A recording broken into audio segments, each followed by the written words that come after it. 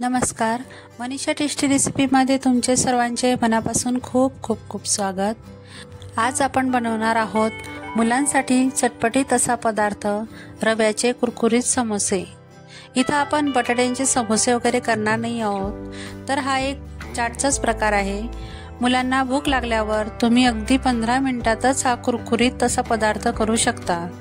कमी साहित्यात आणि घरच्या साहित्यात झटपट हा पदार्थ तयार होतो आणि तो कसा करायचा ते इथं मी तुमच्या सोबत शेअर केलेले आहे। तेव्हा ही रेसिपी तुम्ही शेवटपर्यंत पहा आणि आवडल्यास एक लाईक आणि सबस्क्राइब नक्की करा। चला तर मग रेसिपीला सुरुवात करूया। तर अगोदर रव्याचे समोसे करण्यासाठी इथं एक परात घेतलेली आहे आणि त्यामध्ये आता रव्याची कणिक आपण मळून घेणार आहोत। तर त्यासाठी इथं मी 1 वाटी रवा घेतलेला आहे। तुम्ही तुमच्या आवडीनुसार रवा कमी जास्त करू शकता। नंतर त्यामध्ये 1 चमचा ओवा टाकून घेतलेला आहे। ओवा व्यवस्थित क्रश करून टाकून घ्यायचा, म्हणजे त्याचा सुगंध आणि टेस्टही खूप छान लागते। नंतर अर्धा चमचा लाल तिखट टाकून घ्यायचं आहे आणि पाव चमचा हळद टाकून घ्यायची आहे। नंतर चवीनुसार मीठ टाकून घ्यायचं आहे आणि 2 पिंच एवढं सोडा आपल्याला टाकून घ्यायचं आहे। नंतर आता हे सगळं जे जिन्नस आहेत ते व्यवस्थित रव्यामध्ये मिक्स करून घ्यायचं आहे आणि आता आपण रव्यामध्ये तेलाचं मोहन घालून घेणार आहोत। त्यासाठी इथं मी तेल गरम करून घेतलेलं आहे आणि गरम तेल आपल्याला रव्यामध्ये टाकायचं आहे। तर साधारण मी इथं 3 चमचे तेल टाकून घेतलेले आहे आणि आता हे व्यवस्थित आपल्याला मिक्स करून घ्यायचं आहे। त्यासाठी हातानेच हे व्यवस्थित मिक्स करायचं आहे या पद्धतीने। जर तुम्हाला तेलाची क्वांटिटी कमी वाटत असेल तर अजून 1-2 चमचा तुम्ही तेल टाकलं तरी चालेल, पण तेलाचं मोहन हे व्यवस्थित रव्याला सर्वीकडे मिक्स झालं पाहिजे। हे बघा, या पद्धतीने असं मिक्स झाल्यानंतर आता आपण हे रव्याची जी कणिक आहे ती मळून घेणार आहोत। तर त्यासाठी इथं मी एका बाउलमध्ये पाणी घेतलेलं आहे आणि थोडं थोडं पाणी टाकतच हा जो रवा आहे तो मळून घ्यायचा आहे व्यवस्थित। आपल्याला अगदी घट्ट किंवा अगदी सैलसरही कणिक मळायची नाहीये। तर आपण नेहमी पुऱ्यांना जशी कणिक मळतो त्यापेक्षा थोडी घट्ट आपल्याला कणिक मळायची आहे। तर इथं बघू शकता मी थोडं थोडं करतच पाणी टाकून घेते। अगदी जर सैल झालं तर तुम्ही त्यामध्ये थोडा रवा ऍड करून परत कणिक मळून घ्यायची, पण अजिबात सैलसर असं आपल्याला ही कणिक मळायची नाहीये, नाहीतर जे आपले समोसे तयार होतील ते व्यवस्थित असे कुरकुरीत येणार नाहीत। तर इथं व्यवस्थित आता बघा दाब देऊन मी ही कणिक मळून घेतलेली आणि घट्टसर गोळा तयार करून घेतलेला आहे। आता आपण 10 मिनिटासाठी हे बाजूला ठेवून घेणार आहोत। 10 मिनिटांनंतर आता आपण गोळा व्यवस्थित सेट झालाय की नाही ते बघून घेऊ। तर इथं बघू शकता एकदम सॉफ्ट असा आपला गोळा तयार झालेला आहे। रवा मस्त फुललेला आहे, अजिबात सैलसर वगैरे झालेला नाहीये, तर एकदम मस्त घट्टसर गोळा आहे। आता तो हाताने व्यवस्थित मी अजून परत एक वेळा कणिक मळून घेणार आहे आणि नंतर त्याचे असे गोळे तोडून घेणार आहे। आता आपल्याला हे एकसारखे गोळे तयार करून घ्यायचे आहे आणि आता मी ते लाटून दाखवणार आहे। तर त्यातीलच एक गोळा मी घेतलेला आहे आणि असं पाटावर घेऊन तो व्यवस्थित करून घ्यायचा आहे या पद्धतीने। मी त्याला थोडंसं तेल लावून घेतलंय म्हणजे तो लाटताना अजिबात चिकटणार नाही। तर व्यवस्थित अशी गोल आकारामध्ये ही पोळी मी लाटून घेणार आहे। तुम्ही चौकोटी आकारामध्येही लाटली तरी चालेल, कारण आपल्याला समोश्यांचे जे आकार करायचे आहेत ते चौकोटी पोळी करूनच करायचे आहेत। तर तुम्ही व्हिडिओमध्ये बघू शकता त्या पद्धतीने मी तुम्हाला दाखवते। तर या पद्धतीने मी आता पोळी लाटून घेतलेली आहे।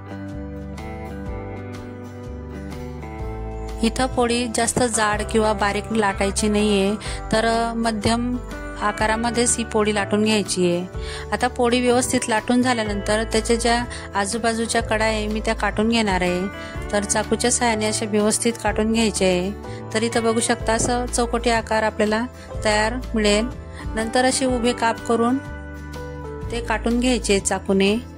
तर हे बघा, अशा पट्ट्या तयार होतात आणि आता आपल्याला त्यातील एक पट्टी घ्यायची आहे आणि त्याच्याही बाजूच्या अशा कडा तिरकस कापून घ्यायच्या आहेत। हे बघा, या पद्धतीने अशा शेवटच्या कडा आहेत त्या कापून घेतलेल्या आहे मी आणि आता त्याला समोशाच्या आकाराप्रमाणे असे कट करून घ्यायचे आहेत। तुम्ही व्हिडिओमध्ये बघू शकता।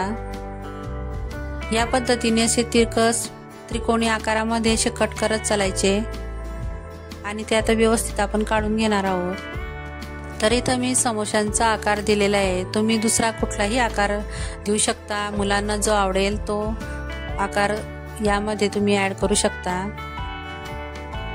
तर आता मी एका प्लेटमध्ये काढून घेतलेले आहे। आता मी दुसरी पट्टी ही तुम्हाला तशीच कापून दाखवणार आहे। तर अगोदर साईडच्या कडा आपण तिरकस कापून घेणार आहोत आणि नंतर परत जो समोशांचा त्रिकोणी आकार आहे तो देणार आहोत। तर इथं बघू शकता या पद्धतीने। आणि आता हे पण मी काढून घेणार आहे आणि प्लेटमध्ये ते ठेवून घेणार आहे।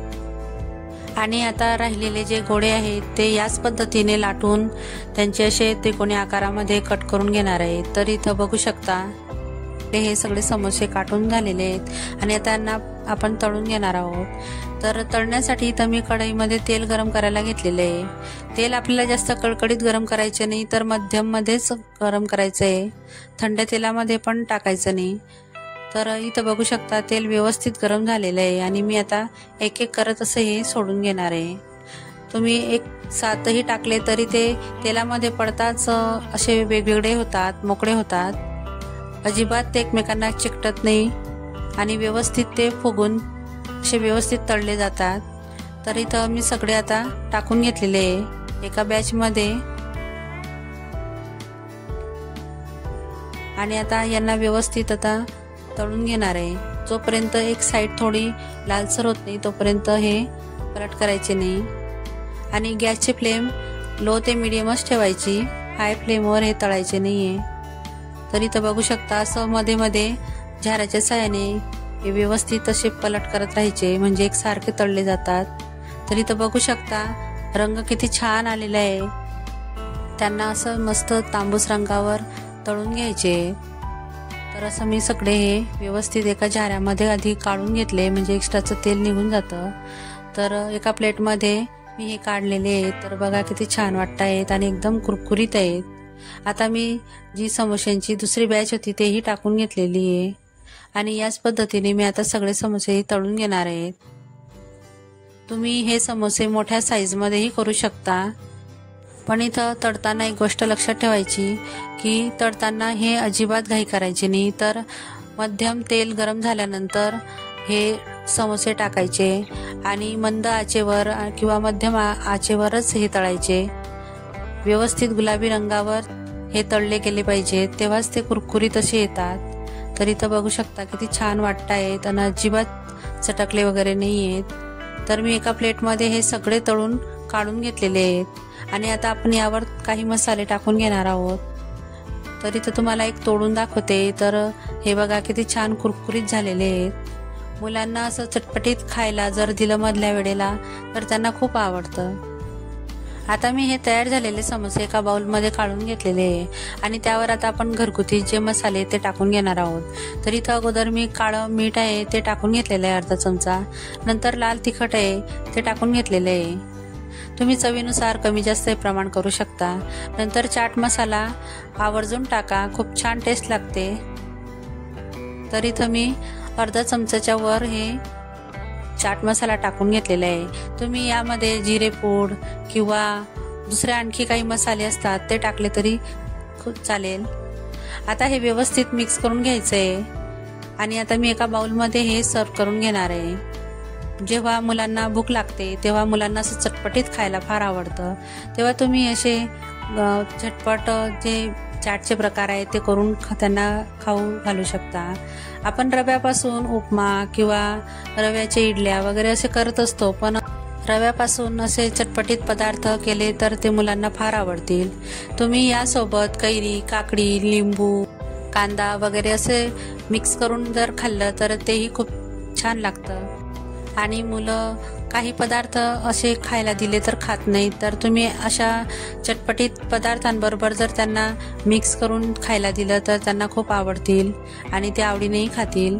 तर तुम्हाला ही माझी रेसिपी कशी वाटली ते मला कमेंट करून नक्की सांगा आणि आवडले असेल तर प्लीज माझ्या चॅनलला लाईक करा, शेअर करा आणि सबस्क्राईबही नक्की करा। चला तर मग पुन्हा भेटूया अशाच एक नवीन रेसिपी सोबत।